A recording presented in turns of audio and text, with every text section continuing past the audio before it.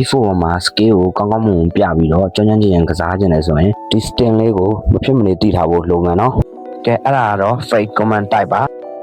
easy smash advantage ဆိုပြီးတော့3မျိုးရှိပါတယ်ပထမအဦးဆုံး easy task ဆော့မယ်ဆိုရင်ဘယ်လိုလုပ်လို့လဲဆိုတာကိုကျွန်တော်ရှင်းပြပါမယ်ဒီ easy mode ကတော့ရိုးရှင်းပါတယ်ဗျကျွန်တော်တို့တက်ခလုတ်ကိုတစ်ချက်နှိပ်ရုံနဲ့လိုလျောက် scale တစ်ခုကိုပြသသွားမှာဖြစ်ပါတယ်ဒီ double dash master တန်းတို့လို scale တွေကိုတက်ခလုတ်တစ်ချက်နှိပ်ရုံနဲ့လိုလျောက်ဒီတင်တော်တဲ့ scale တစ်ခုကို auto ပြသသွားမှာဖြစ်ပါတယ်ဒီကနေ့အတွက်တင်တော်ပါတယ်ဒါပေမဲ့ပွဲထဲမှာခက်ခဲလေးရောရှိနိုင်ပါတယ်ကိုလိုချင်တဲ့ scale ကမဟုတ်ဘဲနဲ့သူကနိုင်ငံလောချုံမှုလေးရှိနိုင်ပါတယ်ခင်ဗျဒုတိယတစ်ခုဖြစ်တဲ့ smart ထားပြီးတော့ဆော့မယ်ဆိုရင်လိုချင်နေရှိလဲဆိုတော့အားလုံးသိကြတဲ့အတိုင်းပါပဲနော် player မှာကို3မျိုးနဲ့ scale ရှိမှရပါမယ်ဥပမာ double dash master တန်းတို့ scale တွေကို player မှာထည့်ထားမှသာအဲ့ player ကပွဲထဲမှာ3မျိုး scale တွေကိုအသုံးပြုလို့ရတာဖြစ်ပါတယ်ဒါတော့ခုလက်ရှိ E4 ဆော့နေတဲ့သူအများစုသုံးတဲ့ပုံစံတစ်ခုဖြစ်ပါတယ်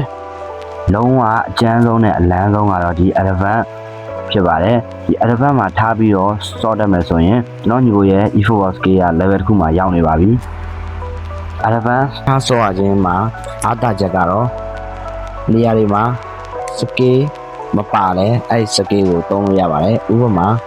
double dash master တန်းတို့လို scale တွေကိုကျွန်တော်တို့ player မှာမပါတယ် scale တွေကိုပွဲထဲမှာအသုံးပြုလို့ရပါတယ်။ advance ထားတာမှာအသုံးပြုလို့ရမယ် scale တွေဆိုပြီးတော့လည်းတသက်ရှိပါတယ်။အဲ့ scale တွေကတော့ပြိုင်ဘက်ကိုစောင့်မြင်ကတ်စေမယ် rainbow flip ဒီ scale ကတော့ကြိုက်တဲ့ player နဲ့လုပ်လို့ရပါတယ်။နောက်တစ်ခုကတော့ computer လိုအများအားလုပ်ပြတတ်တဲ့ step over scale ပဲဖြစ်ပါတယ်။ဒါတော့ကျွန်တော်ရှင်းပြသွားတာကိုနားလည်မယ်လို့ညွှန်နေပါတယ်ဒီလိုဗီဒီယိုတွေကိုကြားနေတတ်တယ်ဆိုရင်ကျွန်တော်ရဲ့ဒီအကောင့်လေးကို subscribe လုပ်သွားဖို့မမေ့ပါနဲ့ခင်ဗျနောက်ဗီဒီယိုမှာပြန်လည်ဆုံတွေ့ကြပါမယ်